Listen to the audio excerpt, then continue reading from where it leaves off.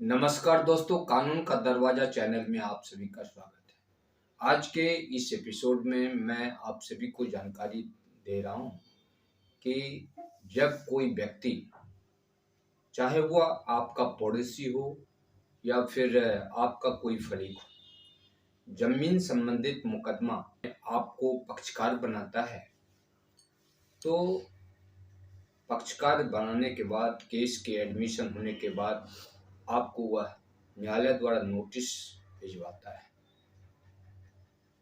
यदि आप मुकदमे से अनभिज्ञ हैं, आपको यह जानकारी नहीं है कि किसने यह मुकदमा किया है और किस बात को लेकर के मुकदमा दायर किया है, ऐसी परिस्थिति में यदि आप न्यायालय द्वारा भेजे गए नोटिस को अनदेखी करते हैं, उसे लेने से आप इनकार कर सकते हैं, तो इस तरह की कार्रवाई से आपको नुकसान पहुंच सकता है। नोटिस लेने का सबसे बड़ा फायदा यह है कि नोटिस प्राप्त करने के बाद आप यह जान सकते हैं कि जो वादी है, जिसने मुकदमा किया है, वह क्या कहना चाहता है, वाद का विषय वस्तु क्या है। और इसे जानना किसी भी व्यक्ति के लिए, किसी भी इंसान के लिए बहुत जरूरी होता है।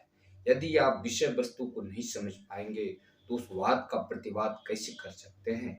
हाँ, ऐसा हो सकता है कि आप नोटिस प्राप्त कर लेने के बाद 1-2 डेट न्यायालय में उपस्थित नहीं भी हो सकते हैं। इससे आपका बहुत बड़ा नुकसान नहीं होगा, लेकिन ज़्यादा विलंब नहीं करना है। नोटिस तो अवश्य ही प्राप्त करना चाहिए, इसमें किसी भी प्रकार की लापरवाही नहीं करनी चाहिए।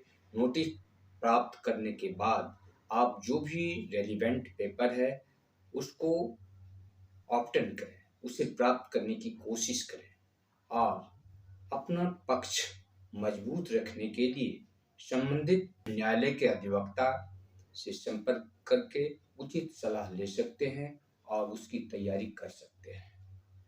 तो इस संदर्भ में मैं कहना चाहूँगा कि कभी भी आप नोटिस लेने से इनकार नहीं करना चाहिए आपको, क्योंकि जो नोटिस सर्व करने वाला व्यक्ति होता है वह न्यायालय द्वारा भेजे गए नोटिस की लिखित सूचना उस न्यायालय को देता है।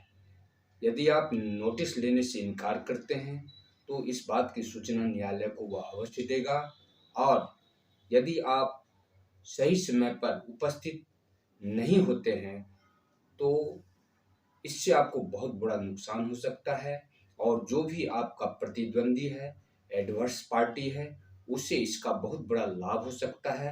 आपकी अनुपस्थिति में वह मुकदमा एक्स पार्टी हो सकता है और आपका प्रतिद्वंदी, आपका दुश्मन आसानी से उस वाद में डिग्री प्राप्त कर सकता है और भविष्य में यह आपके लिए काफ़ी नुकसानदेह हो सकता है। इसलिए नोटिस लेने से कभी भी इनकार नहीं करना चाहिए, बल्कि इसकी तैयारी करनी चाहिए और नोटिस समय पर अवश्य प्राप्त करना चाहिए।